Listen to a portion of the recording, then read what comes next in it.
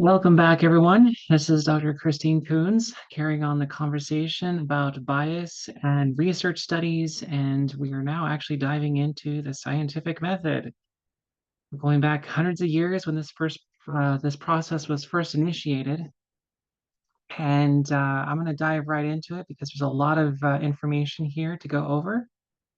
And I'm going to start out with just this, the scientific method, a diagram of how we set up control trials, clinical trials, and just developing the thought process of how this all works. So we start out with asking questions, and that is kind of the basis behind all of this. Is we ask a question, we make observations, we set up a trial, try to account for our biases, we set the experiment, collect data, we conclude, we share results, and we continue to ask questions of all the things that are important in this diagram. It's the asking questions. So bias is not completely eliminated by research studies. It's simply not possible. Every single one of these categories, the questions, the search literature, the hypothesis, experiment, all of these things have their own individual biases associated with them. Knowing that, we try to create trials to account for those biases, and we try to discover, are there more? Am I needing to do a different approach? Do I need to get different groups of people involved? All of these other aspects of this, simply so that we can get the data and appropriate conclusions based off of the setup of a research trial. I know that was a lot to say. So when I, as a medical provider, look at research trials in evidence-based medicine, there is a lot of information out there. There's thousands of journal articles. There's thousands of research articles that are done every single year, tens of thousands, if not hundreds of thousands. Over the course of time, that is simply impossible for me as one person to keep up on. So I rely on a lot of services that take this data, collect it, analyze it, and turn it into something tangible that I can use on a day-to-day basis. So when we look at this evidence-based pyramid, really it's not based off of the quality of evidence. Really, it's just a structure of how research studies move over time. So at the base of this, we have expert opinion and background information. Well, if you look over to the left, it talks about other clinical textbooks. Access Medicine is a resource that I can use to access textbooks. Now, textbooks are based off of clinical trials and lots of experience, so it's not necessarily that they're bad information. But what typically happens with textbooks is they can sometimes be outdated information. It's not capable of keeping up on the research in a progressive manner. So that's why we have updated editions and year to year. I think so. My textbook, the Harrison's Internal Medicine, the one I have is from 2011, 2012. There's been several editions beyond that. When we get up to the next category, this is where we get case reports. Case reports are something interesting that I find. I had a partner that was during the period of COVID was making the observation that a patient was experiencing kidney failure. And this observation led to further studies and imaging studies, and they found out that the patient was having clotting events. And as a consequence of that, they submitted their observation to journals and came out as a case report that was subsequently published. As we build up from the case reports into the case control studies, to the cohort studies, the random control trials, all of a sudden we're just taking this information and we're applying it to more people. So really the evidence is more cumulative. It's not that one study is necessarily better than the other, because that case report down at the very bottom is still valid. Those textbooks are still valid. That's information that we can use to pull analysis and take the new information and go, how does this make sense to what we know now? And going back in time, how does this information evolve over time? The tools that I use regularly with this is definitely PubMed, is one of the best tools I've run into for finding research articles. As we get to the very top, this is where we start taking all the information and we start analyzing it and making applications of this data. Critically appraised sources. So, for example, UpToDate is a tool that physicians use all the time, where people have taken all this data, researched it, and said, "I'm going to apply this to clinical practice. I'm going to use certain antibiotics in certain situations. We're going to de-escalate as appropriate." And understanding that certain blood pressure medications are more valuable and useful in certain circumstances.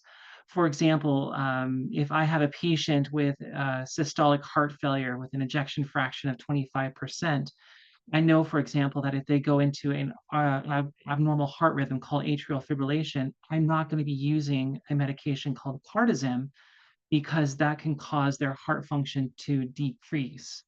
I'm going to use a beta blocker or the other alternate medications to control their heart rate. So it's one of those where that information can be gleaned from random controlled trials, but somebody came along and already did that work for me, and that's where I'm going to see it into the up-to-date clinical evidence, Dynamed, journal clubs, and things like that. As we get to the very top, this is where we get the studies of the studies, where we take all this information, we try to collect it in such a way that we can pull valuable data opinions on it. And I'll go into a little bit more detail about that as I get into the discussion. So the next slide here talks about research and journals are a way to share information. So we talk about the hypothesis is a testable question. Well, that goes back up to the scientific method. Here's the hypothesis here. It's related to the question, but the way that a hypothesis is set up is so that I can create an experiment around it. It's a testable question. The way that we set up experiments, the way that we set up this information needs to be set up in a way that can be communicated to other people and also repeated. And usually in journal articles, this is where we find the methodology. As we are able to repeat these studies or get very close to similar questions, we can find that the more and more that we do this, the more convincing the data becomes. One of the most important aspects of medical research is here. All human research passes through an independent ethics board. This consideration for ethical research limits the way research is designed, and a study design may have to be altered because of this consideration. There are some things that we simply cannot do and should not do because it's not appropriate to do on people. One of the key points with this is a research study may be statistically significant, but clinically irrelevant. And I see this a lot when I watch the news or somebody posts a article on Facebook or Instagram, and they talk about this research study says this, and why aren't the doctors and physicians paying attention to this one journal article? Well, it's primarily because we actually have looked at all these other journal articles, these other considerations. And we also look at this research article and say, we need to analyze this and take time with it so that we can apply it appropriately. And sometimes we find that that statistical significant study really doesn't have a clinical relevance because it's not able to be implemented. I have an example of that as I get a little closer. I think I have it at the very end. So here's random control trials. We are literally comparing a control group versus an intervention group over time. Now we would love for all these clinical trials to be this, random control, double blind, placebo controlled. As you can see, double blind, you have the patients over to the left, you have the doctor over to the right. We're prescribing a intervention and nobody knows what the intervention is. The doctor doesn't know, the patients don't know. It's the researchers behind the doctor that know. So that's why it's called double blind. Sometimes you simply can't double blind studies. So for example, number one is it may not be ethical. There are certain circumstances where that may be the reason. For example, one, surgeries are probably going to be very difficult to double blind on a patient. Could you imagine one patient or two patients lying in a surgery room next to each other? The doctor walks in and doesn't know who the patient is and basically has to randomly choose who is going to get a cut in one spot and a cut in the other spot. And then if it's an appendix, they have to take out the appendix in one person and leave the appendix in the other person and see the results. Obviously, not ethical to do. Sometimes there's no way to blind the results. My favorite example of this is when we talk about blood thinners. The old tried and true old school blood thinner is called Coumadin or warfarin. And the only issue with warfarin is that you have to constantly monitor it and also keep track of the vitamin K that you get through your diet or other supplements. The newer blood thinners like Xarelto, Eliquis, or Pradaxa, you don't have to monitor. So as you set up a study to analyze, well, is it going to be Coumadin? Is it going to be Pradaxa? Is it going to be Eliquis? Is it going to be Xarelto? Well, you can't really double blind for that because Coumadin you have to constantly be testing for.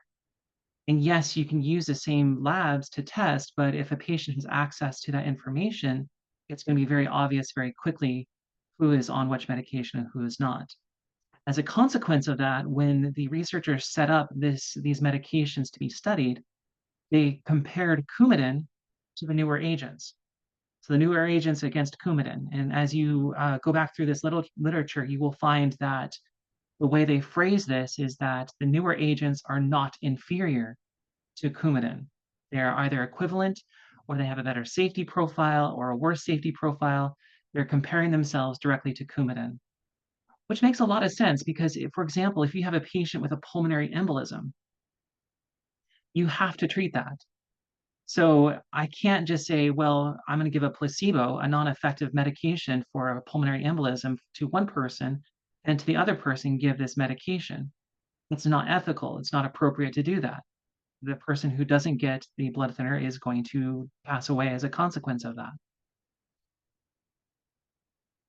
One of the other things that's important to recognize with this is statistical significance may not equate to clinical relevance. And I see this a lot with current research in chemotherapy agents or cancer research. One of the big pushes is to try to get your drug to market. And one of the things that the regulators are looking for is something that will actually add benefit to all the medications that are out there. So a lot of people are like, well, this medication adds an extra week to the life of this patient with this type of cancer under these circumstances, or this medication does the same thing, but the consequence of it is there's a lot of side effects. So as a pattern with that, it's very difficult for oncologists to prescribe these medications because the amount of benefit that's obtained, maybe a week at best, is spent with a lot of side effects like nausea, vomiting, and just feeling miserable. Is it really worth it in the long run? So the best way to get these medications is, well, we want to prolong life, absolutely, but we also want to minimize side effects. The other one that I thought was interesting with this is there's a group of individuals in the Midwest, the Mountain West, Utah, Colorado, Montana, New Mexico, that are interested in the amount of depression that's compared in their states compared to other states. And one of the things that they were looking at is elevation of these states compared to others. And if you do the research behind it, when you look at that data, it appears that depression is associated with elevation. And there was another study in Korea that kind of had the same idea and perception. Well, that's interesting and all, except when you look at the statistical higher incidence of suicide and depression in these states, you have to also be able to apply it to other states as well. The conclusion of these studies is saying that elevation causes depression. And they concluded that oxygen deprivation to parts of the brain were the result of that. Well, there's a couple problems with that. If we will look at other countries like Chile and Nepal, they actually statistically have incredibly low suicide rates, which kind of muddies the water with these research studies. In addition to that, if you compare the partial pressure of oxygen on various elevations, it really isn't statistically that significant. You're comparing 98% to 96% oxygen availability inside of the blood, which in the long run is not important because the hemoglobin, our red blood cells, can accommodate that. They can adjust for that. Cohort studies are set up for observation. They are observational studies, and you can look forward in observational studies, you can look backwards, and hence the names prospective cohort study and retrospective cohort study. You look at variables and you analyze what happens to these individuals. These are not necessarily interventions, these are just observation as to what's going on. The Framingham Heart Study is a very large cohort study. The ones that they've mentioned here is smoking, and you're looking at like the other one was diet and exercise. There's definitely biases with cohort studies. They have their issues. You can have selection bias, reducing sample. The way to think about selection bias is, for example, if you compare a country in Africa to the United States, well, the demographics are going to be different. The availability of certain food products is going to be different. Their exercise is going to be different. Their food habits, exercise habits, all are going to be different. So comparing these two groups of people is going to be incredibly challenging and to account for all the biases that are with that. So you have to take a lot of variables into play with cohort studies. I talked already about briefly about the case studies, observation of interest in an individual made by a clinician and reported to the literature. There's a lot of case studies and there's a lot of interesting things that we have learned over time because of these case studies. To be honest, a lot of intersex conditions have been identified because of case studies. This is the reason why we have the names of like Turner's syndrome and Klinefelter's. This is the individual who made this observation and said, this is interesting. I need to look into this a little bit further. So I told you that a little bit later I was going to go into a little bit more detail about these higher categories, the meta-analysis and the systemic reviews. And here's what the difference is between the two of them. A systemic review is a detailed, systemic, and transparent way of gathering, synthesizing, and appraising evidence to answer a well-defined clinical question. A meta-analysis is a statistical procedure for combining numerical data from multiple separate studies and is always conducted in the context of a systemic review.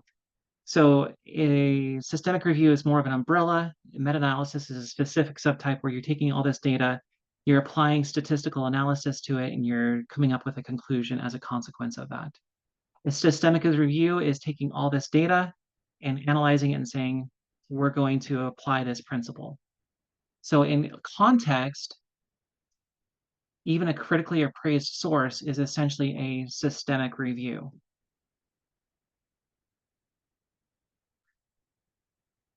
Now, there's problems with systemic reviews. Systemic reviews should be based on a formal protocol, which there are several that do exist out there. However, keeping that in mind, even the protocols themselves can have biases built into them.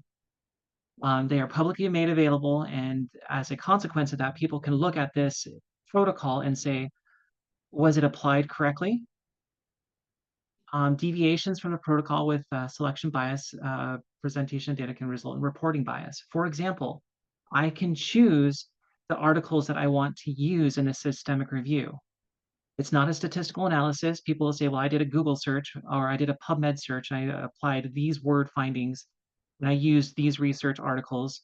I pulled out the ones that I didn't feel were appropriate and I grabbed these ones and I said, these are the ones I'm going to use. So as a consequence of that, evidence selection bias occurs. This can arise from publication bias, where data from the statistically significant studies are more likely to be published than those that are not statistically significant. So there are problems with systemic reviews, and I'm going to be able to use words again today,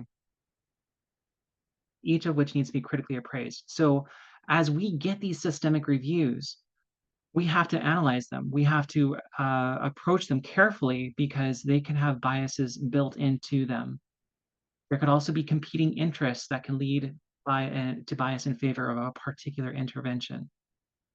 Now, I wanted to use this as a backdrop to why certain aspects of that modern study, recent study of the CAS review is so problematic is because we see problems with the protocol, the methodology, the evidence selection, the publication bias, And then we also see some ways of competing interests built into this with some of the researchers that were built into the CAS report, which, by the way, was not revealed to the public.